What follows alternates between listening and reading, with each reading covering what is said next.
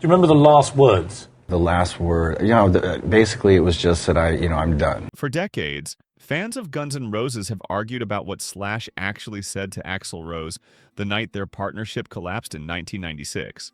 Some insist he delivered a cold, final verdict. Others claim he spoke with pain in his voice. And a few insiders, those who swear they were within earshot, say Slash whispered something so personal that neither man ever repeated it again. But what truly matters isn't just the words, it's what led to them. Because to understand the final sentence between Slash and Axl, we need to dive into the silent war, the artistic battles, the ego clashes, and the emotional fractures that slowly eroded one of the greatest musical partnerships in rock history. Tonight, you'll hear the full story, how tensions built behind closed doors, how trust dissolved over time, and how one final conversation inside Axl Rose's Malibu home marked the end of an era. And as we walk through the events leading up to that night, you'll see why those last words still echo through the band's legacy today. But before we reach the truth hidden behind that final sentence, we need to start with the rumors that kept fans divided for 20 years. There are few stories in the rock world as persistent, confusing, and emotionally loaded as the rumors surrounding Slash's last words to Axl Rose. Some roadies claim he said, "Good luck doing this without me," with a cold finality that suggested he already knew the band was finished. Others insist Slash told him, "This isn't Guns N' Roses anymore." A harsh but honest reflection of how far they drifted from the raw spirit that defined their early years. But the third version is the one whispered among those who worked most closely with the band. According to them, Slash didn't just deliver a critique of the band or Axl's decisions. He delivered something heartbreakingly personal, something about friendship, something about betrayal, something that neither man would ever publicly confirm.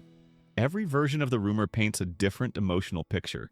Was Slash angry, resentful, hurt, or simply exhausted? The truth is that the people who knew the band best say the atmosphere had become so tense that even a casual word could feel like a personal attack. That tension colored every conversation, every disagreement, and ultimately, their final exchange. But rumors only make sense when you understand what created them. To grasp the weight behind those last words, we need to step back into the quiet battlefield forming beneath the surface long before 1996. And that battlefield began not with shouting, but with silence. After the chaos of the Use Your Illusion tour, most fans assumed the band would take a natural break. What they didn't know was that behind closed doors, Axl and Slash had already begun drifting apart. It wasn't loud, dramatic arguments that eroded their connection. It was cold distance, unanswered calls, and long stretches of silence where creative collaboration used to live. Axl wanted the band to evolve, to transform into something more experimental, atmospheric, and layered. He was fascinated by industrial textures, modern production techniques, and a sound far from the gritty hard rock that built their identity. Slash, on the other hand, was grounded in blues-driven riffs, raw guitar energy, and the stripped-down style that shaped their early years. Those differences weren't just artistic, they were emotional. Slash felt the soul of the band was slipping away. Axl felt held back by tradition, and when both men believed they were preserving the band's essence, they were actually pulling it apart from opposite sides. Long before their final conversation, long before any dramatic outburst, a quiet war of ideas had already divided them. And it was only a matter of time before something, or someone, ignited everything.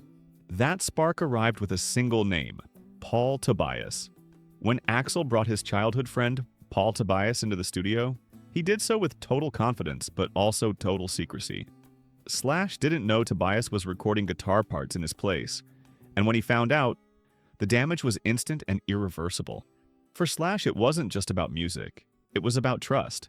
Paul wasn't merely contributing, he was replacing him, quietly behind the scenes. Slash saw it as the ultimate betrayal, a signal that Axl no longer valued his sound, his style, or his presence in the band. Axl defended the decision fiercely. He argued that Tobias brought a tone and creativity the band needed. He saw it as evolution. Slash saw it as erasure, and neither man could understand the other's perspective. The tension exploded privately. Slash confronted Axl about Tobias. Axl insisted he had every right to shape the band's direction. Arguments weren't about songs. They were about identity and belonging. From that moment on, Slash felt the band slipping away. And yet, the most devastating blow was still ahead. something far more permanent than a new guitarist. What came next didn't just strain their relationship. It changed the power dynamic forever. Some decisions leave scars that time struggles to heal. And when Axl Rose secured legal control over the name Guns N' Roses, that scar became the dividing line between past and future. Slash and Duff later admitted they didn't fully understand the paperwork at the time. They claimed they trusted Axl, believing the arrangement was temporary or symbolic. But Axl had different plans. With that signature, he gained the authority to decide what the band was, who belonged, and how their legacy would move forward. Slash didn't realize the full impact until it was too late. Suddenly, disputes weren't just creative disagreements. They were battles where Axl held the final word. Not as a partner, but as the legal owner of their name, their brand, and their identity. Axl saw the move as necessary. Slash saw it as a betrayal of everything they built together. And even though the legal decision wasn't the final breaking point, it created an emotional imbalance that colored every conversation afterward. This wasn't the band he joined. This wasn't the partnership he believed in. And with every passing day, the distance between him and Axl grew wider. Then something happened that neither man expected. Axl reached out. By 1996, Axl and Slash were speaking through lawyers, managers, and intermediaries. The two men who once shared stages, studios, and smoky late-night conversations had become strangers, circling each other with caution and resentment. Slash felt isolated, pushed out of the band he helped build. Axl felt frustrated, unheard in his vision for the band's evolution. They were no longer brothers in arms. They were two artists, trapped in the long shadow of their own success. But then, out of nowhere, Axl sent a message. He wanted to talk, face to face, just the two of them. Some insiders believed Axl intended to settle their differences. Others thought he wanted to cement his control. Slash didn't care about the motive. A part of him still hoped for reconciliation, even if he didn't admit it openly. So he drove to Axl's Malibu home with a cautious mix of fear, hope, and exhaustion. He wasn't sure what to expect. He wasn't sure if this was a lifeline or a final warning. But he went anyway. And the moment he stepped onto Axl's property, he could feel the weight of everything they'd lost. What happened inside that house would become the most mysterious turning point in their story. Slash arrived at Axl's door with a simple wish: clarity. He hoped, despite everything, that they might find common ground. That maybe the years of tension could finally be addressed honestly. That maybe the old connection still had a chance. Axl welcomed him in quietly. No anger, no warmth either. Just a strange, heavy silence. The kind of silence that carries years of unspoken resentment. They sat down, not as friends, not as partners, but as two men who had become symbols of everything the other resented. Slash tried to start light, but the room felt frozen.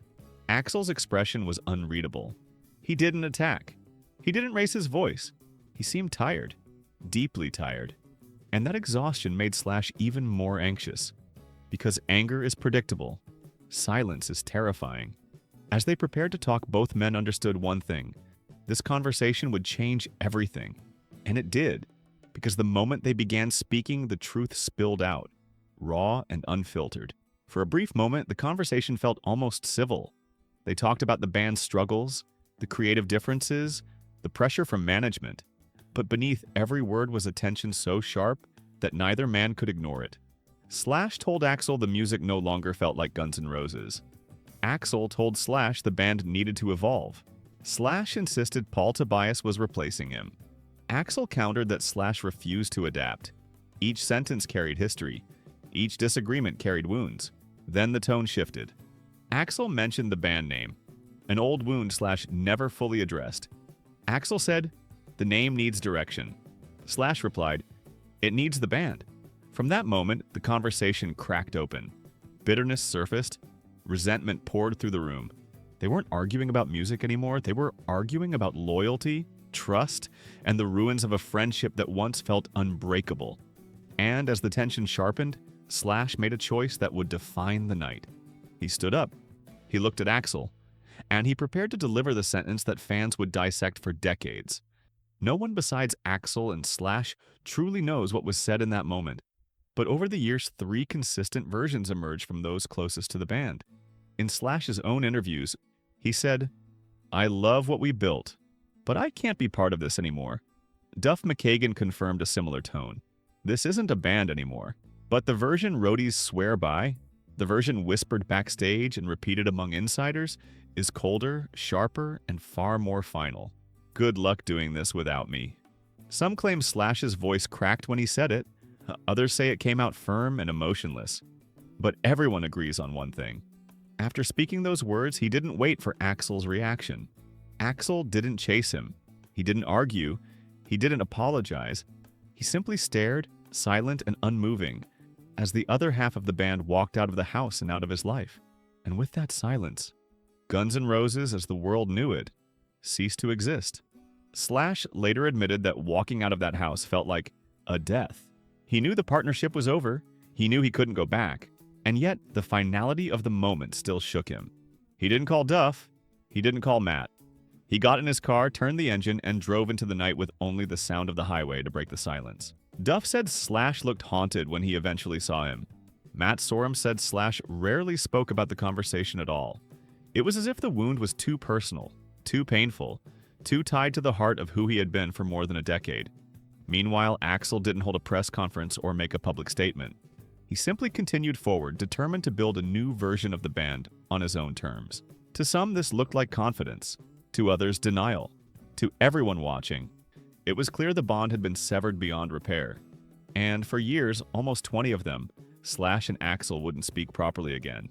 But silence has a strange way of softening sharp edges, and eventually, a new chapter began. In the years that followed, both men avoided direct confrontation. Slash focused on new projects, new tours, new collaborations. Axl continued building the long, complicated path toward Chinese democracy. Fans kept asking, what did Slash say that night? Why hasn't Axl talked about it? Is the friendship gone forever? For many years, the answer seemed to be yes. The wound was too deep, the resentment too old, the silence too heavy. But time has a way of restoring what once felt impossible. By 2015, subtle hints began appearing. A shared message, a quiet conversation, a door opening just an inch. And then, finally, reconciliation. But with that reconciliation came another question. Would they ever reveal the truth about that night in Malibu? When Slash was finally asked after the reunion what those final words were, he didn't dodge the question. He smiled carefully, like someone revisiting a memory that still carried more weight than he cared to admit. He said, whatever was said, it needed time to heal, and it finally did. It wasn't a confession. It wasn't a denial. It was something far more honest, a quiet acknowledgement that some stories don't need to be retold to be resolved. Axl kept silent, but his actions during the reunion said more than any interview ever could. Whatever was broken between them had been repaired, not by rewriting the past, but by accepting it. And that's why Slash's final words remain so iconic. Not because of what he said, but because of everything those words represented. The partnership between Slash and Axl was one of the most explosive, creative, and emotionally complex relationships in rock history. Their final conversation wasn't just the end of a band, it was the end of two young men who once trusted each other completely. Slash's last sentence, whatever version you choose to believe, became the symbol of that moment. A moment defined by heartbreak, silence, and a painful but necessary goodbye. And yet, 2 decades later, the story came full circle. Because time didn't erase their differences. Time simply made it possible for two wounded artists to look at each other again. Not as rivals or enemies, but as the partners who built something legendary. If stories like this hit you the same way they hit millions of fans, if you felt that twist in your chest when their friendship broke and felt the relief when it finally healed, take a moment now to subscribe, like the video, and drop a comment about which part of this story stayed with you the most. Your support helps keep these powerful rock stories alive, and it means the world to this channel. Stick around, there's so much more to uncover.